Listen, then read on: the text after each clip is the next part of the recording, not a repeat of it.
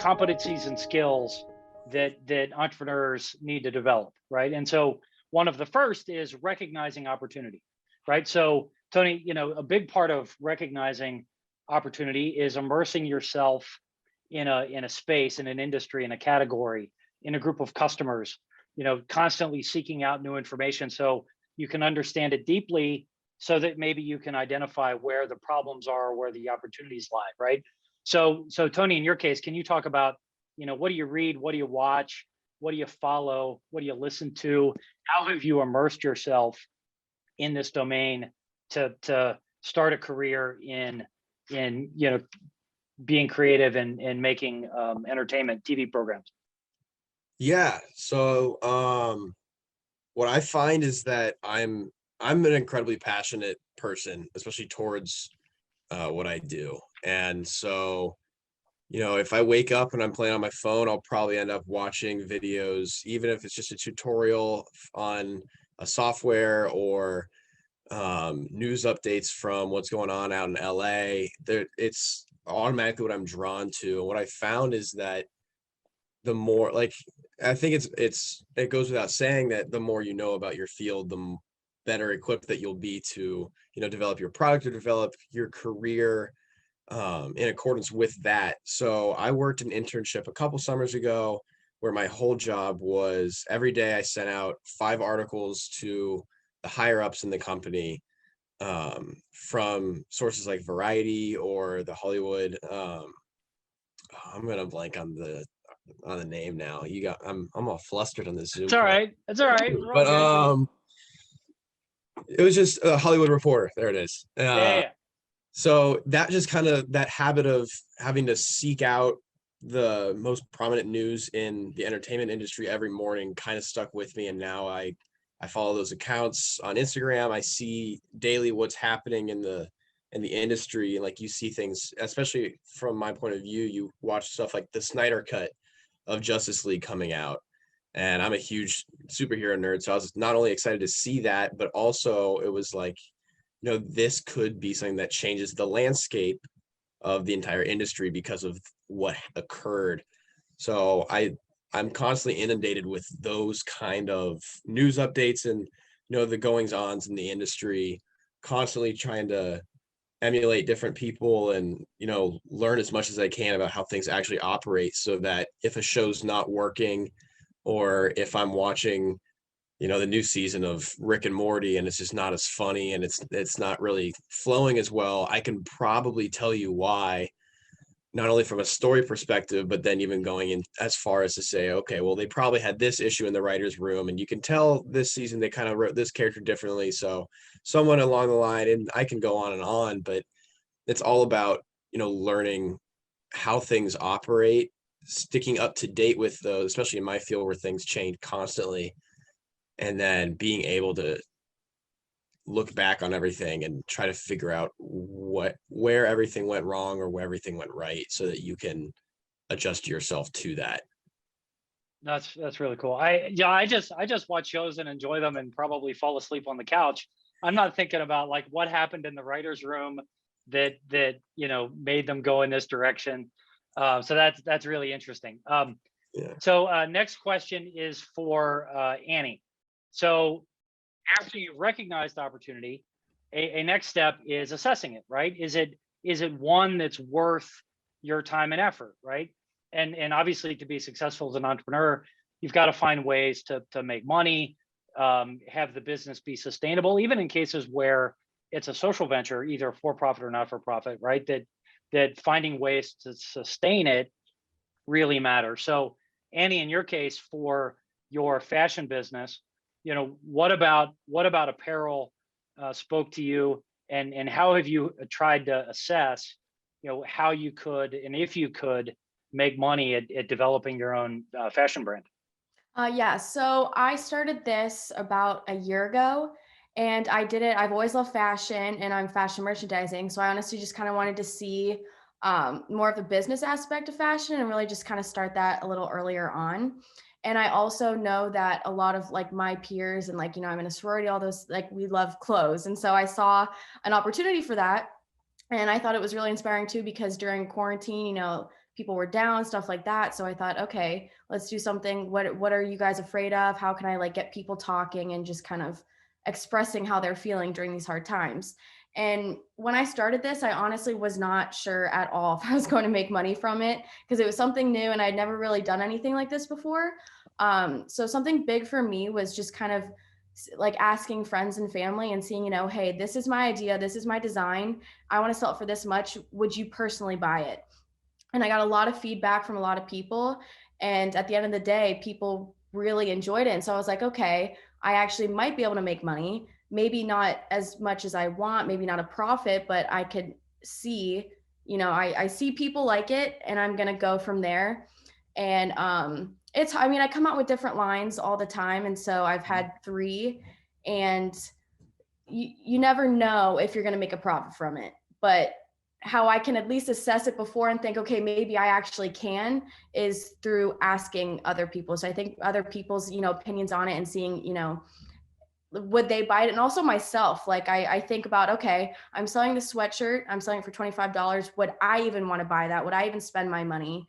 Especially during Corona, it's, you're spending money on a lot of things and it's hard times. So you have to see during this, would I even buy it? So I think asking people's opinions and even just, seeing yourself if they would buy it. I think that's great, right? And the number of really successful startups that began with a founder just wanting to build something, make something for themselves. Yeah. There are hundreds of them, hundreds of thousands of them, millions of them, right? An example that comes to mind that some of our friends out on the internet might know on the Zoom call is Imager, is a meme sharing, photo sharing site where an OU grad, Alan Schaff, started it. And he was really just trying to solve his own problem of sharing pictures on Reddit, and then discovered, oh, wow, there's this much bigger audience for what I'm trying to do. Another thing you mentioned, Annie, that I think is super important is, one, you're testing it, trying stuff. So the idea is one thing, but then acting on it and running an experiment is super important. And it's not just about what's the thread count on the sweatshirt, but it's about the emotional reaction that you're getting out of your customers, right? And how they're communicating in the clothes they're buying from you, which is a pretty common thing, not just in fashion, but in any sorts of consumer products.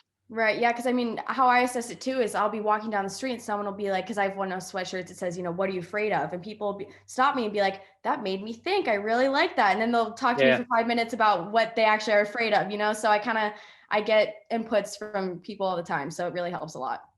Totally. Thanks, Annie. Mm-hmm. So next question is for Xavier. So we talked about creative problem solving.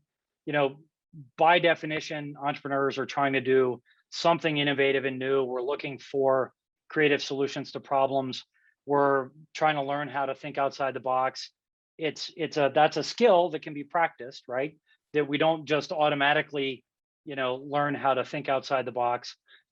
And sometimes creative solutions to problems, aren't even entirely something new. Sometimes they can be combinations of things that are familiar, right? So Xavier, in your case, as you've developed this concept with your brother, and you're working on something that is what I would say is a really creative solution to something that a lot of us probably didn't even realize was a problem. Can you talk a little bit about your process and how that creative solution came to you? Yes. So it's being with my brother, we always looked for opportunities in anything, whether it was movies, Disney movies, or Marvel movies. And we use those to kind of formulate different solutions to the real world. But that's one way of looking at it. The other way of looking at it was figuring out what was going on in the world today, which was COVID. COVID impacted everyone, and it exposed a lot of flaws in a lot of different areas and arose a lot of opportunities. And one of the markets that we focused on was the disposable glove market. We saw the demand increase over 1,000% in just weeks, running out of supply. We was trying to figure out how we can attack that and insert ourselves into this market and make it new. And so that's what we did. We found the flaws and we developed a creative solution to develop spray-on gloves and to develop a second layer of skin for consumers, something that's not out here. And we used our creative abilities, used design, we love fashion, and tried to incorporate that all into this product. And during that process, we became knowledgeable on a lot of different aspects, some of the things that I didn't truly know at first. And as that time went on, learning about germs, learning about the market, we attacked it. And one thing that I did was ask questions, and I looked for questions, and I wrote them down and kept going after them. And those solutions just started coming time and time. Yeah, that's great. Thanks, Xavier. So you mentioned that it's a spray-on alternative to traditional latex gloves. We might get into this later, but some of the origins of where that idea came from with the second layer of skin, right? There was a football connection to that idea, right? Yes. So I'm gonna take you way back to 2018. We actually watched Cloudy with a Chance of Meatballs. It's a great movie, one of my favorite movies. And the first scene I didn't know was that part. him. Oh yeah. He sprayed his feet with spray-on shoes, and that's how the whole idea started. Ah. Yes, being at the bars, being at OU, you get your shoes dirty, and I wanted to find a solution for that. But as time went on, we transitioned to athlete skin, which was a spray-on skin that will prevent turf burn. Right soon as we were about to hit that hard, COVID hit, and that's where we transitioned to that. So you saw another maybe bigger opportunity that came from the circumstances in the market. Yeah. Yes. I did not know the backstory. We've talked a lot, you and your brother and I did not know the Cloudy with a Chance of Meatballs story. Yes. So now it all started. I feel I feel enriched by that. That's awesome. Thanks, Xavier. Okay, no so problem. next question for Tony. So we're entrepreneurs are, and Xavier even talked about this. We're naturally curious. We ask lots of questions, right? Xavier just talked about that. We like to observe things, take things apart, see how they work, and that curiosity can serve us well as we're thinking about where might there be opportunity. And if you're like me, it can serve you really badly when you're 5 or 6 years old and take apart a really expensive clock in your mom's house, and then do not have the skills to put it back together and get yourself in trouble. But in your case, Tony, how has your curiosity, and how have you cultivated that curiosity, and how has that helped you thinking about how you develop your creative concepts?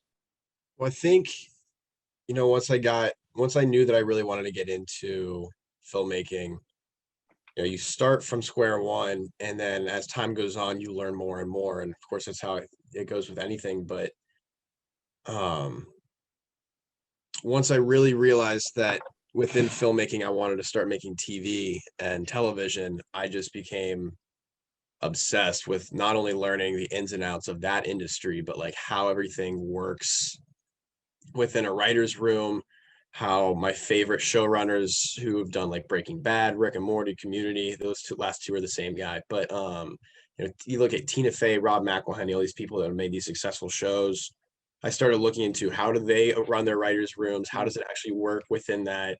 And then even further, there's a couple episodes of television on their own that I've studied, not because of OU telling me to study them, but because this is my favorite episode of Community, or this is my favorite episode of 30 Rock. And I'll go in and write out, this is the A story, this is the B story, these are the beats.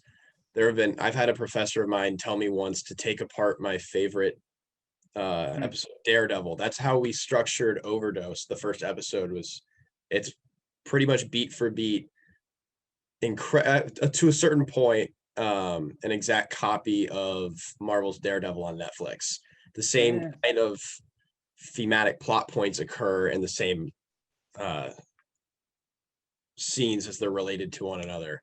And that's just one like now if I look at Overdose, my show that I've created, I can tell you act 1, scene 3, what the character motivation is, why he says this line, what this line does later on for his character arc. And like you talked about taking things apart, putting them back together. I think I could easily do that and go on a 10-minute long tangent about every single exchange that takes place within every scene, within every act, within the entire episode. And it even extends to equipment. I built out my camera like it was a Lego set, and I just kind of had to mess around with it until I knew what every little bit of it did, until now I can use it very efficiently. Right. Well, it's clear how passionate you are about this stuff, and work is work, and I'm sure there are times when it feels like work, but it's pretty clear to me that I suspect this is true for all three of you, that it's really easy to lose yourself in what you're doing, and what might feel like 30 minutes is actually 3 hours, and because you're just so immersed in it, because it's what you love, right? And you're interested in understanding it in this really deep way. Definitely. So thanks for that, Tony. Next question is to Annie on managing risk.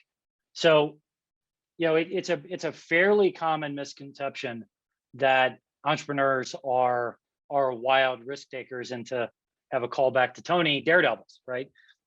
And while there's certainly entrepreneurs who are adrenaline junkies, right?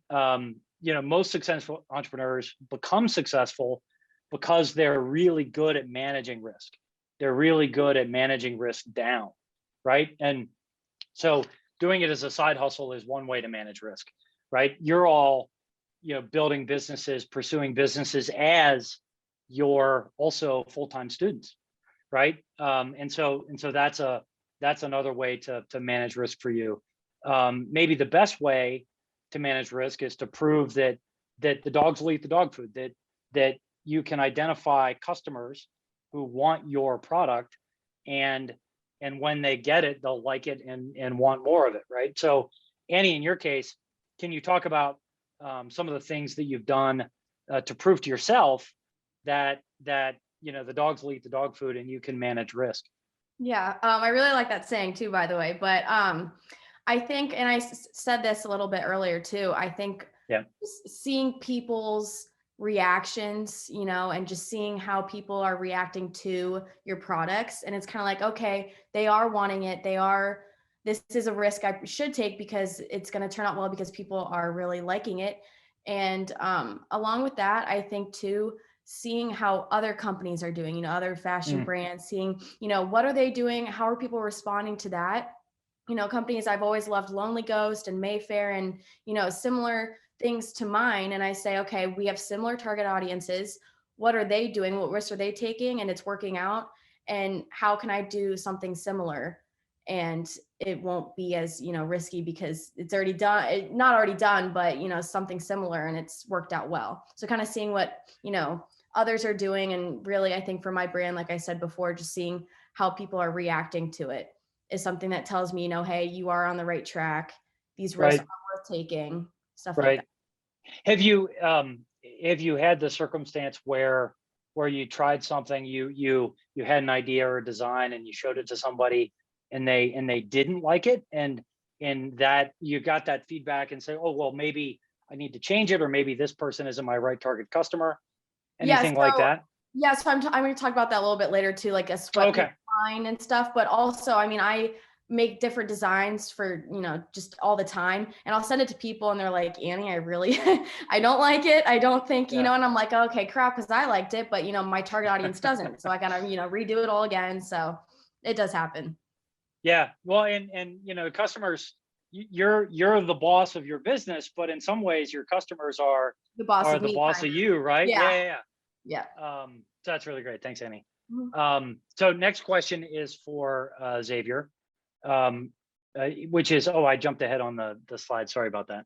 The next question is communicating a compelling vision, right? So, we've talked about entrepreneurs by definition trying to do something innovative and new, and to get it done typically requires rallying people to believe in your vision of this future, right? That you got to get people on your side, and whether those are co-founders or potential employees or customers or investors, right?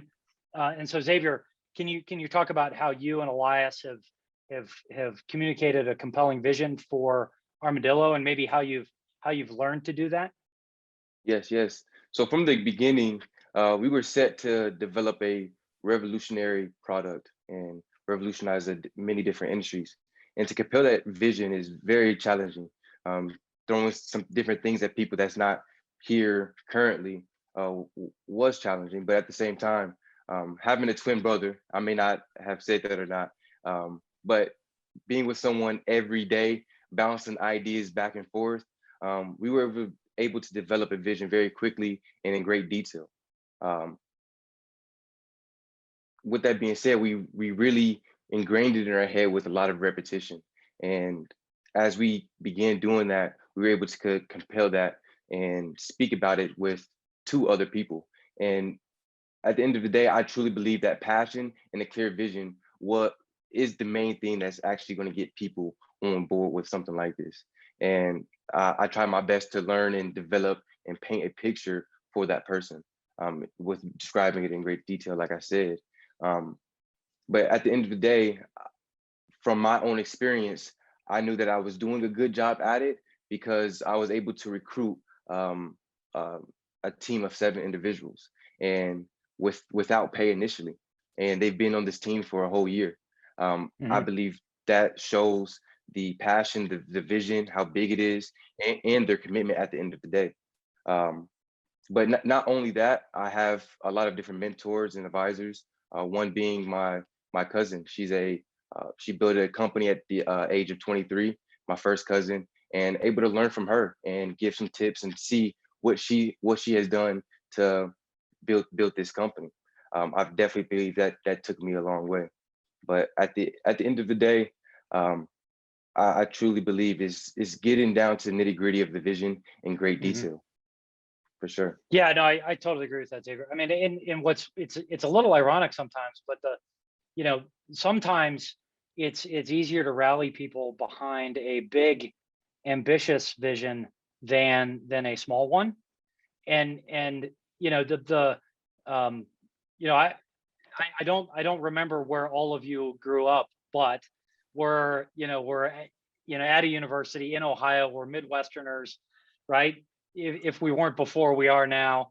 And Midwesterners tend to be, humble and modest, and all of which are good qualities, but maybe not as aggressive sometimes, or as brash as some of our peers on the coast, right? So learning how to say with confidence and pride, yeah, I'm gonna tackle this really big vision and I'm going after it, can be hard. And I'm thinking about myself as I say this, right? That it can be hard, but it can be really rewarding. And to your point, Xavier, you've had people stick with you and work hard on your team now for a year as you've been developing this. And I think that speaks volumes to, their belief in the vision and the goal, and you and Elias as leaders. 100%. So next question is for Tony. So self-efficacy, right? What does self-efficacy mean? It means, having this deep belief in our own ability to get stuff done, like, related to the, humble Midwesterners side of things, right? To accomplish goals, to shape your own environment, that you're not going to be a passive sort of victim or just, affected by what's happening in the world outside of you, but you're gonna drive these events, right? You're gonna make these things happen.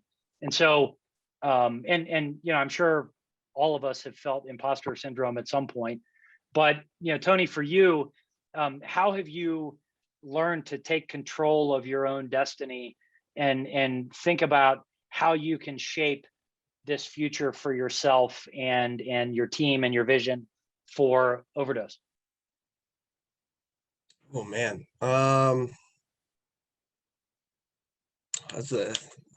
There's a lot of ways I could take this question, but to go off of like taking control, I think one thing that's always kind of poked out to me or shown itself to me, especially in the media school here at OU, there's a lot of students who all say that they have incredible passion for the industry and they love making movies. They wrote this script and they hope to shoot it someday. But I've always kind of hated that perspective of like, yeah, I wrote this and I hope that someday we get to do it. Because ever since I got into OU my freshman year, it hasn't been like, all right, I've written this, maybe in 2 years I'll shoot it. It was like, no, I wrote this so that I can shoot it tomorrow. And hey, like my buddy down the hall, you have a camera, you're interested in this stuff, cool, you come be my DP. You seem like a interesting human being, you want to be in my actor, cool, you're gonna come do it. And that's kind of the way that it's gone the last 3.5 years up until Overdose, when I actually cast legitimate actors from all around. But I've always struggled with the people that say like, yeah, I've done that, or I've written this and I want to shoot it someday, or I'm hoping that it gets picked for this. I'm like, no, go and shoot it. That's the whole thing with Overdose. The script, I wrote it with my buddy Casey and I. We came up with the idea 2.5 years ago, just one night DMing each other on Instagram, sending each other whatever ridiculousness we were sending each other. And then we wrote the script. We really liked the script. I had a buddy who got it to someone at Netflix. They were interested in it. And it was like, oh my gosh, this is really exciting. Then coronavirus hit and they were like, actually, we don't know what we're doing now. And I was like, great. And it was the same idea of like, you know what? That's fine if you guys don't want to touch it right now. I'm going to go and shoot it. I'm going to try to make as much money as I can in my own endeavors, get as much funding as I can for it. We're going to do it to the nines, and then I'll send it to you again and you can watch the episode, which is super rare. You never have that in the industry. So I think it's going to be interesting to see how that plays out. But that's just kind of the mantra that you have, that at least in my field, that I think you have to adapt in order to stand out from the crew and everyone else that's just like graduating with the degree. It's like, no, I want to graduate with a degree, but I also want to graduate with a director's reel, a cinematography reel, something I can show these people like, yeah, I'm graduating with a television show that I can put the script on your desk and put the episode on the screen above you. And I think that kind of mantra should be adapted to every person that wants to make waves in at least my industry. Like, again, I can't speak for spray on shoes or fashion, but that's just kind of the way I approach it. I mean, I totally agree with that, Tony. And I Xavier and Annie, would you agree? Yeah. I mean, I think Yes. in every business I've been around, every domain I've ever been around, there's the film industry, entertainment is certainly hard. You understand this better than I do. And the chances of success aren't super great, right? That having a breakout hit is maybe not the easiest thing in the world to do, but the only way you're going to get there is if you just do something, right? You gotta act. And I think there's very little that's more valuable or can replace just don't wait, just try to do it, right? And I know that students in particular have super busy schedules, and the pressure of school is intense. And certainly as we're recording this, hopefully on the tail end of COVID, it's really hard, and I totally get that. And if you want to do it, if you want it bad enough, just do it, right? Just try to make it happen. What's the worst, Tony, in your case, what's the worst that could have happened? If I mean, I could have bankrupted myself, I guess, but well, but no. you're not. I kid. But I mean, worst case scenario would, in my mind at least, the thing that kept me up at night is that I would edit it together and just be like, this is terrible. And that would be worst case scenario, is like, this is Yeah. bad. Yeah, but then that, then it's like, great. I've got that under my belt, right? I've got that out of the way. Yeah. Right? That's awesome. Thanks, Tony. So next question is for Annie, around tenacity, perseverance, and resilience. So, we say a lot that the difference between winners and losers is how fast you get up. That winners get knocked down too, but they get up and they don't let setbacks discourage them. So Annie, if you can talk about maybe a setback you faced and how you've tried to overcome it and what you learned from it. Yeah, so I mentioned a little previously, but I had, my sweatshirt line, and then I was like, you know what, I want to do something different, add to the collection. I'm going to do sweatpants. And I made the whole design. I had, the price set. I really liked it. I asked a couple people and they're like, those are awesome. Like, let's do a photo shoot, had the whole thing together. Came out with it. I got some really good reviews on it. And then, like a week or two later, it stopped. And I sold some, but it just wasn't to how I wanted it to. And that was kind of like the first time I'd faced with this business, like, oh crap, people really don't, like what you're selling. And it was honestly, it was a little discouraging. And I was like, well, okay, if we look at it, I did well with the sweatshirts, not the sweatpants. Where can I go from there? And okay, people like sweatshirts. Let's do another sweatshirt, let's do a different design, do it on a sweatshirt. People obviously like that. And persevered through that and made another sweatshirt line, and it ended up doing really well. So I feel like a lot of times, we look at negatives and we're just, we're down. We're like, oh, okay, it's negative, it's bad, can't do anything about it. And it's like, where can we find the positive? Where can we make it a positive? And I think that's a really big thing for, fashion. And I think all businesses, just having the resilience to be like, hey, I screwed up, I didn't work out, and how can we make something from that mistake? So I think that's really important. Yeah, I totally agree. As you said that, as you're telling that story, I'm flashing back to circumstances in my own career when I thought it was great. Right. Yeah. I it's like, to people, awesome. and then they say, no, sir, your baby's ugly. Right. Yeah. It's like, actually. Right. Yeah. I'm not that can be really hard to take, right? Yeah. But it's using it, and okay, now it's just fuel, and I'm going to learn from this, right? And I'm gonna keep moving forward. Yeah, that's super important. Yeah. Thanks for sharing that, Amy. Yeah. Next question is for Xavier. So, while we've talked about curiosity, we know that entrepreneurs tend to be really curious people. The flip side of that, on a slightly more negative tone, is that we're easily distracted. It's like there's a squirrel outside my window, right?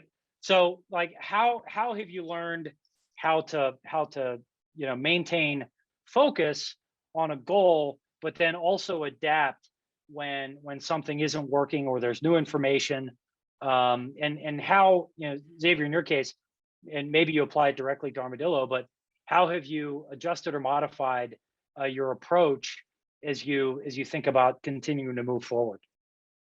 Yes. So I've mentioned my little story from 2018 and the different pivots I had from spray on shoes and so on. Although that changed, that aspect changed, but the concept of what I was trying to get accomplished didn't, which was a spray on formulation that could be applied to materials, skin, and so on. And as we moved forward, we had to think about, is this pivot best for the company? Is it still going to allow me to grow 10 years down the road? And that's what I had to think about. And I know at some times it was very hard letting go of some of those beginning ideas, because they, like you said, they were my baby at that time. But 8 times out of 10, there's something better on the other side. And Mhm. I'm a person that has experienced that, and I've always lived by kind of trust the process in a way. Um, but for Armadillo,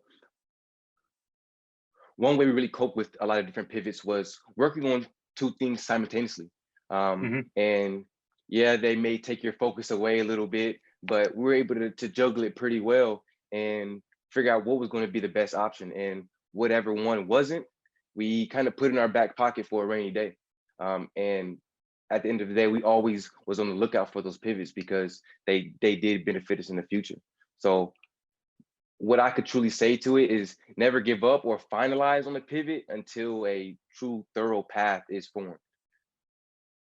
Yeah, no, I totally agree with you. One of the there's my maybe my favorite GIF or GIF, depending on your preference, in the world is rookie Allen Iverson crossing over Michael Jordan and dropping the 15-foot jumper from the elbow.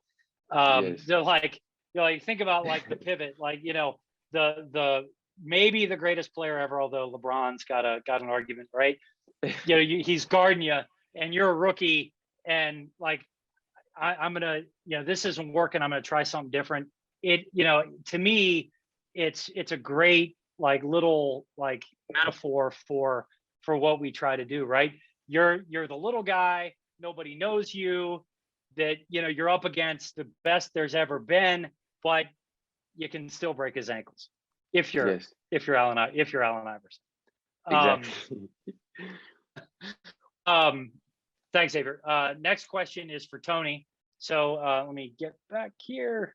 There we go. So this notion of unconventional or guerrilla actions, right? So entrepreneurs frequently need to try to do things in unconventional ways. Take guerrilla actions. We talk about sometimes asking for forgiveness after the fact, not permission in advance. And you all weren't here at the time, but a few years ago, Alexis Ohanian, who was one of the founders of Reddit, he was here on a book tour in 2014. His book was Without Their Permission, and was all about how do we as entrepreneurs try stuff, do things without people's permission.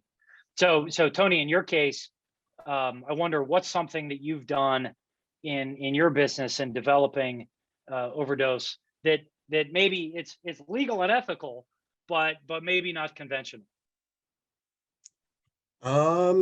It's difficult to say because I feel like, in the whole process of making, whether it's a short film, a feature-length film, a television episode, what have you, there's of course a million different tasks that you face, and half of them you apply that kind of guerrilla style action to. So it's hard to really hone in on one big one, because ever since I started filmmaking back in high school, when I was like, all right, we want to film in the library, but we're not allowed, or at least like the librarian won't let us.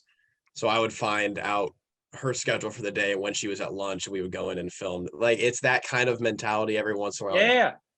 Like on Overdose, there was a set, one of my favorite scenes takes place in a parking garage. So I was on the phone almost daily calling the owner of whoever owned that parking garage, and they never got back to me. And then we decided to shoot it on the day where the offices above weren't in, so that we knew we would be good.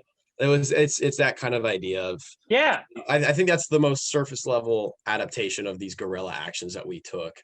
Of course, I think going back to what I said earlier, it's unconventional in its own right to actually shoot this pilot as a proof of concept. A lot of people would just keep it at the script, but I feel like it would be better represented if I can show people what it actually, my vision for it, at least as the director. And then I think people are more inclined to, react one way or another if I did a good enough job to what the story could actually be. But I think, like I said, surface level, that's kind of the approach that we take in a lot of things, especially as filmmakers, is kind of every once in a while you got to cut some corners and figure out how are we actually going to do this, even if we encounter these roadblocks along the way. Yeah, no, I totally agree with you. Thanks for that, Tony. So next question is for Annie. So networking and social skills. So, entrepreneurship, you all know, is intensely personal, but it's also a great team sport. And Xavier mentioned earlier, mentors. We all, I think, benefit from having mentors.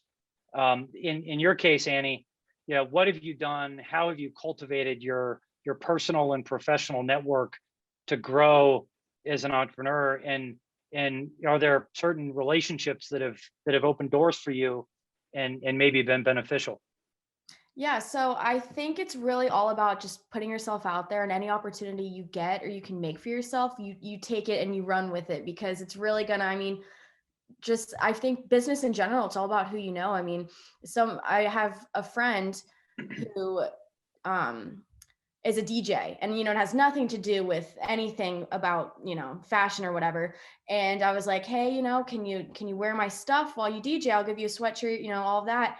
And we did business together, and it got a lot of hype around that, and I made some sales from it. So I think it's just about reaching out to even people that and could help you, and just making those relationships. And definitely with you guys, you've helped me so much. I remember you emailed me and I was like, you know what, this is awesome, I can get some help.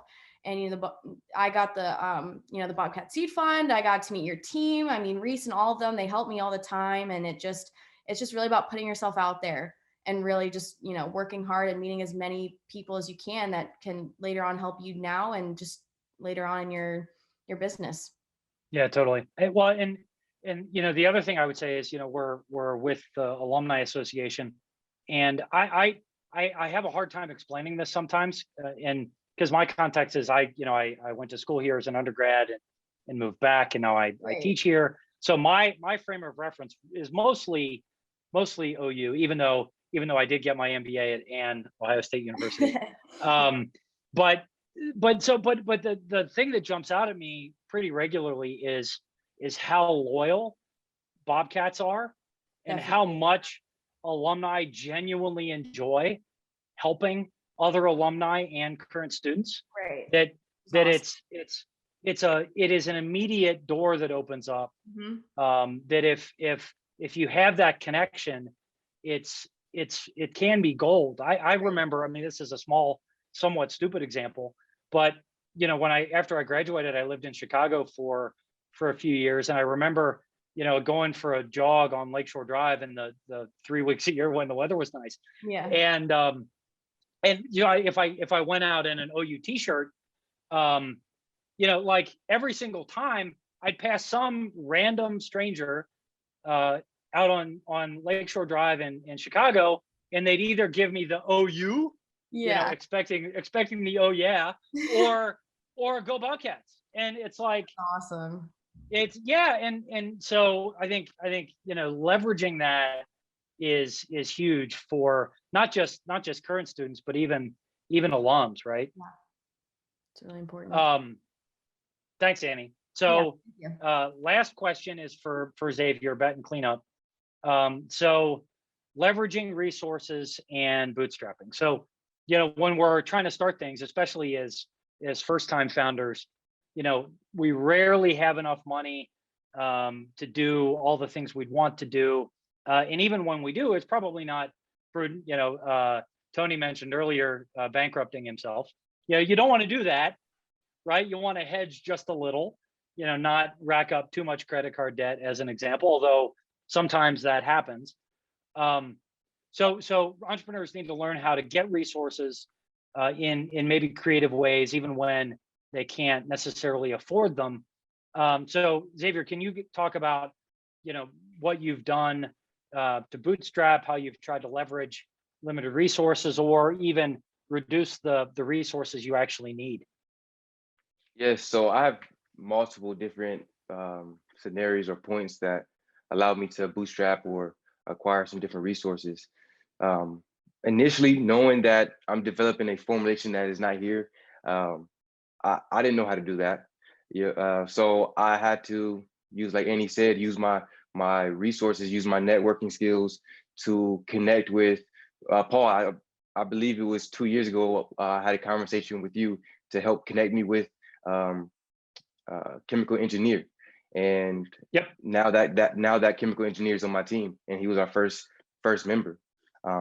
But for the first year, we had to work out of our garage, sort of say. And because we didn't have the resources, we couldn't get a lab. We really didn't have the money to raise to hire a lab to develop something like this. Even though that we did take our attempts to speak with the lab and offer equity and royalties on the back end to potentially get this product here and something in the far future for their own return. They didn't go so well. We really believed that was going to be the gold mine, but it didn't happen. But we had to look at other resources, and looking at being a college student myself, and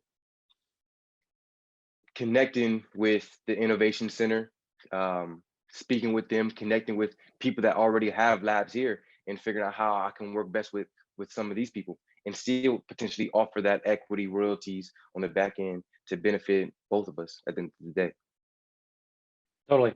Yeah, no, Xavier, I could not be more proud of the work that you've put in, and really all three of you.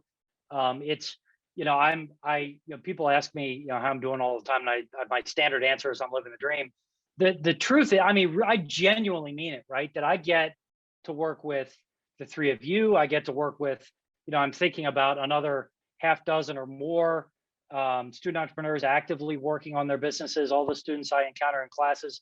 It is so much fun for me to get to work with you all and see how you're growing and trying stuff and learning and killing it. It is really great. And I'm deeply appreciative of you guys joining me here today. I know that the people watching are going to get a lot out of this. We're definitely going to reshare this on YouTube and everywhere else we can think of, because I think it's important that students hear from you, like, and see themselves in you, right? That, the three of you are special. You're great, but there's nothing so special about each of you that isn't true or can't be true about virtually any other student at OU, right? Mm-hmm. So if we just reach one more or a couple more that say, you know what, damn it, I'm gonna, I heard something that Annie said or Xavier said, or I'm gonna go for it. That is a huge win, right? So again, thank you so much. Barbara, I don't have the chat in front of me. Did we have, I'm looking at the time, it's about the end of our hour. Maybe we have time for a few wrap-up remarks or a question from the crowd. Yeah, I was, I got one in. We have, what is one of the traits or core competencies or that you struggle with the most? Is it networking? Is it, what would it be? I would say the doubts creeping in. I know it's a long process, and at sometimes you don't know if this is actually going to work, or if you're starting not to believe in it as much, and you got to power through that, not give up. My answer is sleeping. I can agree to that. Yeah. I would say mine would just be the same. Just, you kind of feel down about it. You're not inspired as much. So you're like, oh, it's not working out. And you just got to push through it and just keep working hard and know that you have a great idea and people are going to really like it. Have that confidence. Yep. That's great. Thanks so much. It's been a really great show. I think you're right, Paul. This is going to be really useful up on the YouTube. And thanks so much for joining in, everyone. Thanks for having me. Thank you so much, Barbara. Thank you. You're welcome. Bye-bye. Bye out there. Go Bobcats.